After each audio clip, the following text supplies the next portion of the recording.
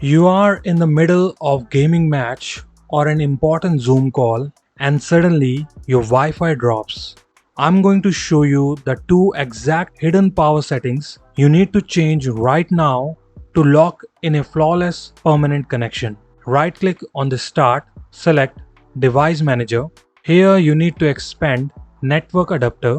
Right click on your wireless driver, select Properties. Here you need to select Power Management tab. Uncheck this option. Allow the computer to turn off this device to save power. Then click on OK. Afterwards, simply restart your computer and check if that helped you to fix your problem. Next, you can try an option with the control panel. Click in Search, type Control, then select Open. Change the View By option to large icons, then select Power Options. Click on Change Plan Settings as per your power plan, then select Change Advanced Power Settings.